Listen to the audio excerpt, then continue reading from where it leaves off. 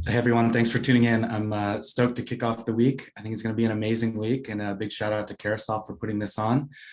As she mentioned, I'm Bryon Kroger, CEO of Rise8, and since the theme of this week is building the modern software factory, I figure some of you all might want to build one. So, as she mentioned, I help build Kessel Run from the ground up on the government side, actually, and then with Rise8, I've paired with government several times now on the contractor side to help replicate that success. So I thought today I would share some lessons from the field with you. First, I'll take a crack at a very simple definition of a software factory, talk about the problem, how you can get help with culture change, architecture, and then close with a new model for software programs in the DoD. So first, let's define a software factory. The factory is not a Kubernetes platform. I think it's part of it, but if you go to an on-your manufacturing facility, you'll find it takes three things to produce cars: people, process, and technology. So for a software factory, I need the right combination of those to provide the ideal conditions for continuously delivering valuable software to end users and doing all of that with minimal waste. So when I work with customers on software factories, I start with this view. It's a very people-centric view, not a technological one. After all, it's culture that drives process, which in turn drives technology. But if culture eats strategy for lunch, I would say structure eats culture for breakfast. Structure matters. And as we'll discuss, organizational structures in the government are often a bigger barrier to scaling a software factory than the technology. We need a new military force design for the modern software factory, and I think it looks like this. A software factory, put more simply, is a software company, and it ought to be structured like one. And today, you probably don't have a good candidate for your chief experience officer or your VP of UX, VP of platform, VP of product. And you might be tempted to try to hire them from industry, but I'll argue that you should actually grow them. But a little bit more on that in a minute. But what's this continuous delivery focus I threw into the definition? I think the principles of the Agile Manifesto are often overlooked. The first principle from Agile Manifesto is our highest priority is to satisfy the customer through early and continuous delivery of valuable software. And rather than saying that we need to take more risk, I like to point out that continuous delivery is actually an exercise in risk reduction. It's the ability to get changes of any kind into prod safely, quickly, and sustainably. And in doing so, as you see in the chart on the right, we're able to validate the assumptions built into the requirements planning process early and often, reducing risk of busting on cost, schedule, and performance. So now production, though, isn't arbitrary. It's the setting where software is put into real operation for its real intended uses by real end users.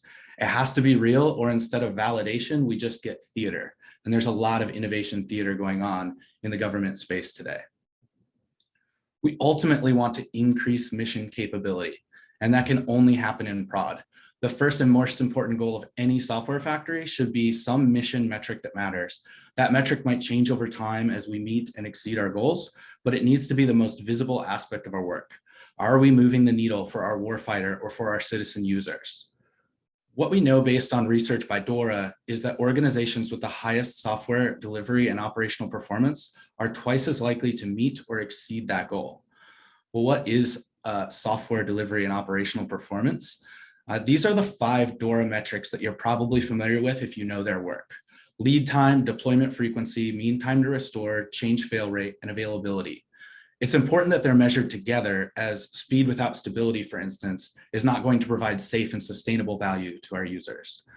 There's also a relationship between these metrics that show up in the research, where we see the iron triangle is actually broken and organizations are able to spiral upwards into elite performance with no trade-offs between speed and stability or speed and availability. And I love DORA metrics, but I just want to remind everyone that what I said a moment ago, the whole point in achieving SDO is to increase mission capability, and the former doesn't necessarily guarantee the latter. So keep your eyes on the prize. In the section, the last section today, I'll discuss how we can think about that problem. But I'd be remiss if I didn't at least point out now a trap. The alignment trap is what happens when we focus on alignment first, before we achieve strong software delivery and operational performance. We see so many transformation attempts get stuck here, and the pattern we usually see is a heavy upfront emphasis on alignment, usually via a framework of some kind meant to scale Agile. It's not common to see a heavyweight scaled agile framework implementation where there are actually more architects, leads, and managers than actual developers. And at the same time, there's not a well-oiled path to production if a platform environment or a production environment even exists at all. And they spend so much time and money on all these alignment activities and scrum meetings and scrum of scrums that there's no time or money left to fix the IT problems that bar them from production. And they end up remaining unable to validate their work, much less deliver actual value to their end users. So lesson one from the field is start with continuous delivery. Make it your first priority. I don't care if the first app is just terrible and nobody likes it. I mean, try not to do that, please. But really, the first unit of value is continuous delivery itself. Can you ship a line of code or maybe a Hello World app to your production environment and have a user see it? In commercial, that might seem silly since we have this thing that works called the internet and we take it for granted. But in government, there are piles and piles of additional blockers between a line of code and a user. And so you need to find them now, not after you're a year or 5 years in and you end up facing a major re-architecture. Not only that, but you're able to validate the assumptions from planning sooner, as you see in the diagram on the left, taken from Taleb's Black Swan. And in doing so, you're able to eliminate small errors with very low tail risk. Remember, we're actually reducing risk through continuous validation, while finding important things that we might not have actually known or been able to plan for before. And then at the same time in the diagram on the right, you can see that being able to deliver the most important features first allows us to eliminate a cost that we never measure in government acquisition. And I would argue our largest cost and most important operational risk, and that's the cost of delay. I have seen software delays cost lives in the field. Not just the lives of our soldiers, sailors, airmen, Marines, but also the lives of innocent civilians. And what's more, I've seen software delays cost veterans' lives during their care in our medical systems. And God forbid that we ever end up in a war with China or Russia, we'll find that the cost of delay could very well be our freedoms and our country. We can't afford to be disrupted on the battlefield. We need to build a modern software factory to propel our battlefield dominance. Factories that can continuously deliver valuable software safely and sustainably. And of course, the first response I usually get to that is, it won't work in government. So a plug for this talk, I'm not going to rehash the whole thing, but Jez Humble aptly titled this, "Continuous Delivery Sounds Great, but it won't work here." He too hears this a lot. Some of the reasons given: we're too regulated, we're not building websites, we have too much legacy, and a personal favorite of mine that's often repeated in government hallways: our people are too stupid. But the real problem statement that he finds, and the one that I'll use today, is that our culture sucks and our architecture sucks. But the good news is that they don't have to. I promise you, though, you're going to need help. It's going to take a combination of education, enablement, which I define as learning while doing, paired one-to-one with an industry professional, and a platform to get you started. Now, another nugget from Jez is the story of NUMMI, and I now refer to this as the NUMMI Maneuver for transformation. When Toyota wanted to enter the American market, they partnered with GM on NUMMI, and GM chose their worst performing plant for the joint venture. The culture was so bad that people were actually drinking and gambling on the job, and there were even reports of people sabotaging vehicles by sealing Coke bottles inside doors before sealing them up. Now, if you think your culture is bad, I mean, that really takes the cake. But rather than take on the union and try to hire all new employees, Toyota just chose to take these employees to Japan and enable them in the Toyota production system. The approach there was fundamentally different than what we see here in the United States and in a lot of our government institutions, where we try to re-educate people and preach to them or sit them in front of computer-based trainings and tell them what their values, attitudes, and beliefs should be.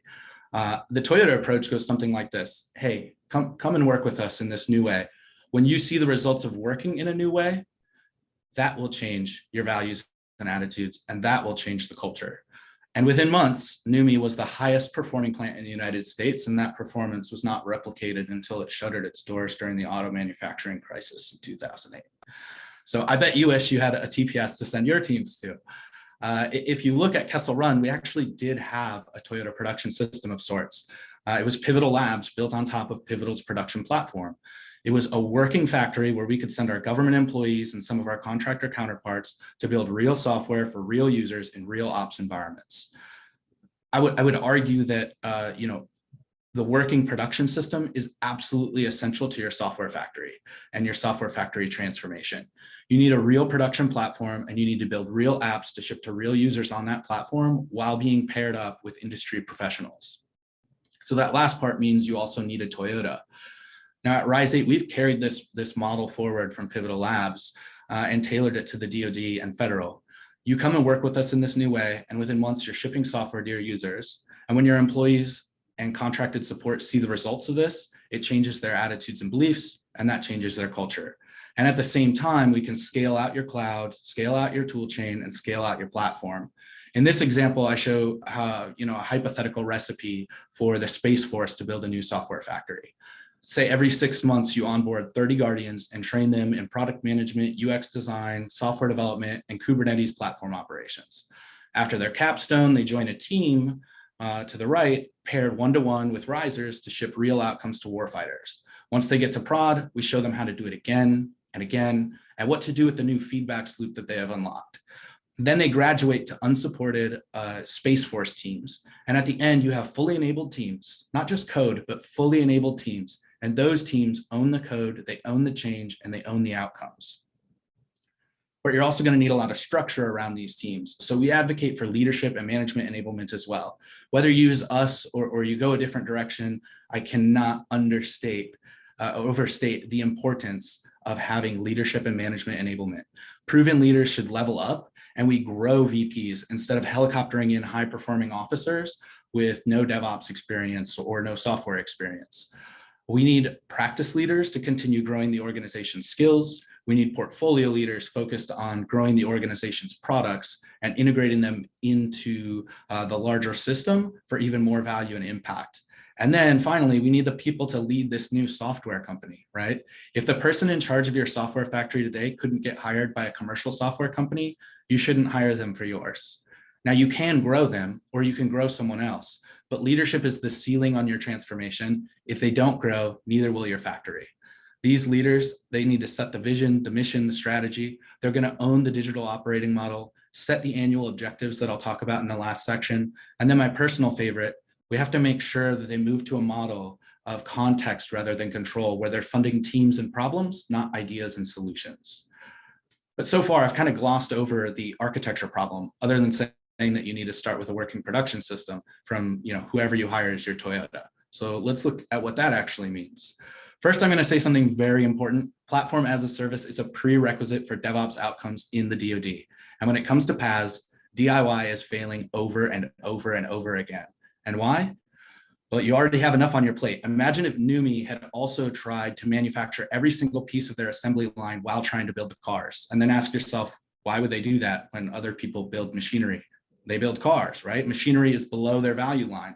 I'm telling you, platform is below yours. You need it, it's super important, but you shouldn't build it. Day one is bad enough, but when the maintenance and sustainment comes on day two, it's going to eat your lunch. And the same problem as the alignment trap, this time for DIY. Now, the total cost of ownership is more than just licenses. So don't fall into the sticker shock problem, because it's actually the FTEs to support the backend that is really the cost driver. There are operations costs that include patches, upgrades, maintenance. There's costs associated with developing apps and new platform features, the so-called developer experience, which ties into efficiency. And then there are costs I want to dig into that I think are perhaps the highest and most unmeasured, and that's the cost of compliance in government, and why I say it's a prerequisite for DevOps outcomes. So to continuously deliver in this space, you have to do continuous compliance. If you DIY your entire stack, now you own the continuous compliance for over 1,000 controls. That means categorization, selection, implementation, assessment, authorization, and Kanban, all for your entire stack. Now, some have been playing a little bit fast and loose in the kind of DoD and larger government innovation space, but I would say this controls mapping and continuous compliance is going to come back around, and it's absolutely essential for the original concept of continuous ATO that my team and I built at Kessel Run. It was really just a marketing term that I coined for NIST's RMF ongoing authorization. We actually built it by doing the full controls mapping for our entire stack and then using inheritability along with some automation to begin shifting quality and security from what used to just be the release phase into not only build, but also dev, and then even into talent management, right? As we reduce friction, we free up time and energy to focus on these things. Shift left is a fallacy if you don't free up developers' time. And then that also, reduced friction for deployment, which frees up resources in the organization to truly focus on continuous monitoring in production at a pace that DevOps demands. And so if you really want true continuous monitoring, you have to reduce that friction first. And you can replicate that for each of the paths to production for different environments with different security needs. Now, if that all sounds like a lot, it's really just the beginning. So now you have the feedback loops for your lean startup, but what are you going to do with them? I'm going to offer you a new government digital operating model based on our lessons learned building several of these. You have feedback loops, and you've now seen the power of iterative development. Now, once stakeholders see this, and I'm going to really emphasize, and only after they have seen it, right? You need to prove it first before you go talk to your stakeholders about changing processes. But now you can start to refine the planning process, which on the left side of the graphic shown here, that used to be its whole own thing that takes, multiple years before we even start talking about a government acquisition program. So now we want to start refining that planning process that you've probably been shielding your team from up until this point. We want to cascade objectives, goals, and strategies rather than plans down to the product teams and make sure that those objectives are all aligned to the customer rather than, say, the highest paid person's opinion. And then we want to use things like VC style growth boards for accountability, tying resources and mission and software delivery performance together. And rather than forcing innovators producing outcomes to fight for their existence, we actually end up putting pressure on the non-outcome producing teams to fight for theirs. Now, in the interest of time, I'm not going to go into depth on this one. I only want to show you that we want to lead via context, not control. We give each layer in the organization the context that they need to make decisions about their objectives and their strategies in alignment to the overall mission and user needs and executive strategy. Now, I know that probably sounds scary, but if we look at the outcomes of today's process, all of your fears have already been realized in the current system that was allegedly built for transparency and accountability. And I would submit that it offers neither. So we offer both to the extremes using this framework and the corresponding growth boards that I mentioned earlier. Now, some important characteristics to think about. These growth boards, they can serve one or multiple teams. They have cross-functional representation. They can live for various lengths of time, but they're really a safe space for feedback, visibility, and open discussions. And they do not make product level decisions. Those should not wait for a growth board meeting. Instead, we focus on measurable mission metrics, those ones that I started the conversation today with, the ones that indicate real customer value gained. And they should be asking some questions like, how do we measure mission success and viability of the investments? Now in commercial, ROI, profits, right? Well, you have pretty defined goals and it's easy to tie them to things. But when you're building say a targeting system, what kinds of things do you need to think about? They're a little bit more difficult to measure. It's harder to tie back to the costs and to the dollars. And so growth boards are even more important in the government setting. Now they focus on outcomes. If you're in the DoD software acquisition pathway, we like to talk about CNS as capability need statements here. But we enable product teams to build and articulate a clearer understanding of what mission outcomes they're driving. And at the same time, leadership has a better understanding of these outcomes and have opportunities to provide feedback and guidance. And that results in that increased alignment. So again, once we've unlocked continuous delivery, we go back to alignment. So it's no longer an alignment trap because we've unlocked those feedback loops to quickly validate or invalidate the assumptions that we're making. And then this, kind of just last thing I want to say here is the teams have shared understanding or context, right? We lead with context, not control. It's more of a mission command rather than a command and control model for software development.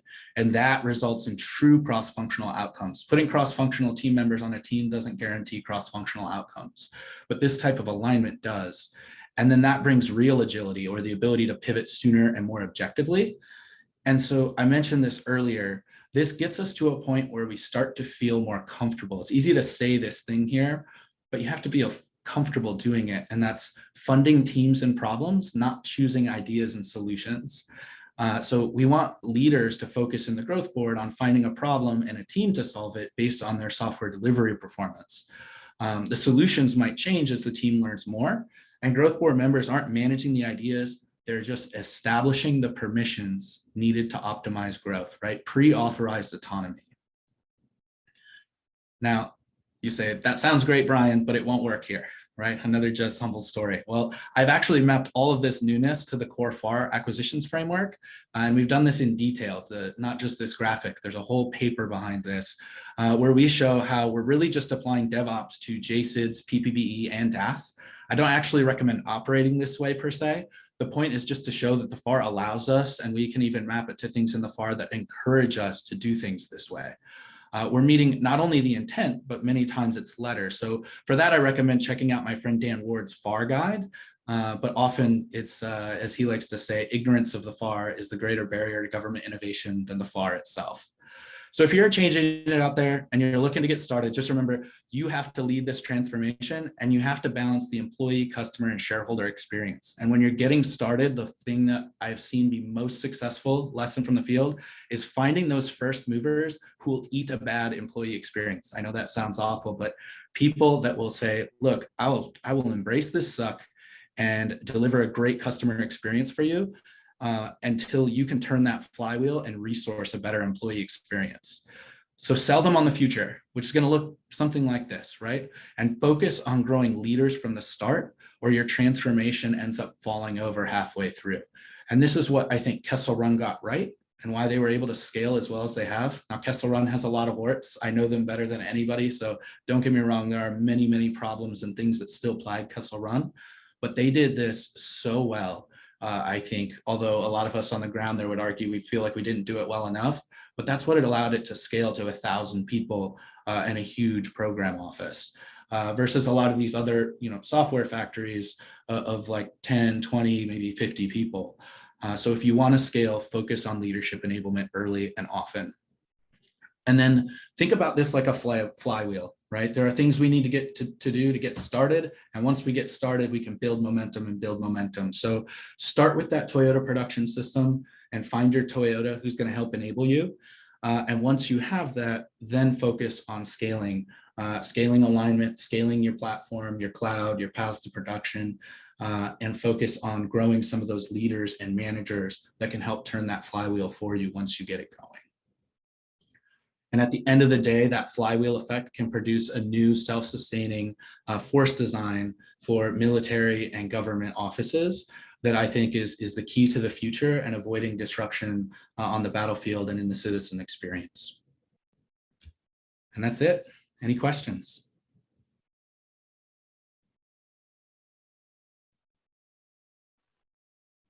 Thank you, Bryon. We do have a few minutes left. If anyone would like to ask a question, we encourage you to post them in the Q&A pod at the bottom of your screen.